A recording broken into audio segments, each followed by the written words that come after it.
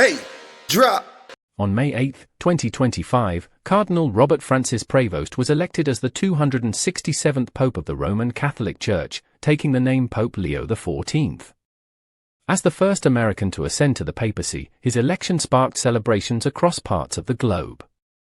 However, while many focused on this historic milestone, others began digging into his past. What they found has sparked major debate.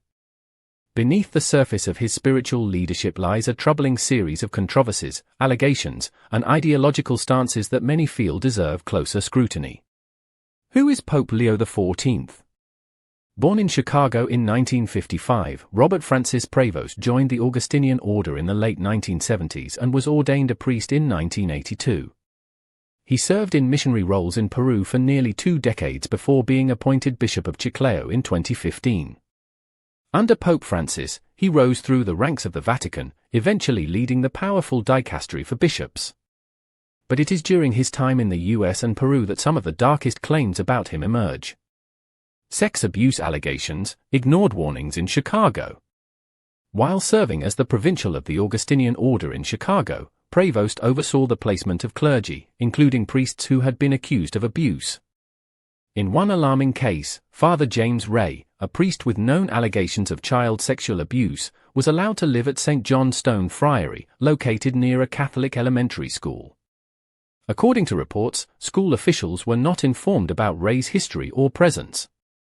Though Prevost stated that Ray was supervised, advocates and survivors groups argue that this decision put children at risk.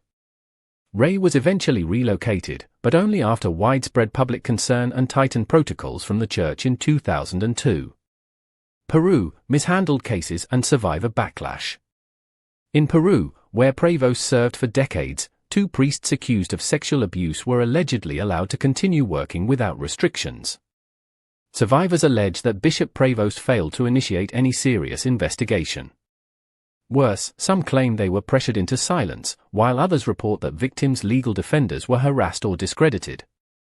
SNAP, Survivors Network of Those Abused by Priests, issued a public statement calling Prevost's record deeply troubling, especially considering his elevation to the papacy. Despite these concerns, no formal Vatican investigation has ever been made public. Controversial views on LGBTQ+ rights. Another major area of controversy involves Pope Leo XIV's views on LGBTQ+ people and families. In a 2012 speech, he criticized what he called the West's promotion of the homosexual lifestyle and stated that alternative families threaten God's design. In Peru, he actively opposed government attempts to introduce gender diversity education, labeling it confusing and dangerous for youth. While Pope Francis took steps to allow blessings for same-sex couples, Leo XIV has been silent on whether he supports or opposes that change. LGBTQ+ advocacy groups worry that his track record reflects a return to rigid conservatism. Opposition to women's roles in the Church. Despite ongoing global discussions about expanding women's roles within the Catholic Church, Pope Leo XIV has consistently opposed the idea of ordaining women even as deacons.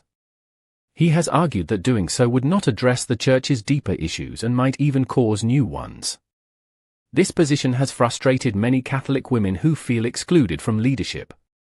During a 2021 conference, Prevost said the Church should focus on complementary roles, a stance critics call outdated and patriarchal. Environmental and migrant support, a more positive side. Not all of Pope Leo XIV's record is controversial. He has shown support for environmental protection, echoing Pope Francis' concern for the climate. Additionally, he has long advocated for immigrant and refugee rights, especially in Latin America. His work among Peru's marginalized populations won praise from local communities. These aspects of his career present a more complex figure, one who has both progressive and deeply conservative traits. But it's his handling of abuse and social issues that currently dominate public discussion. No public apology or investigation. As of now, Pope Leo XIV has not publicly addressed the specific abuse allegations or mishandling accusations from his time in Chicago and Peru. The Vatican has also not launched any formal investigation, despite growing pressure from victims' advocacy groups.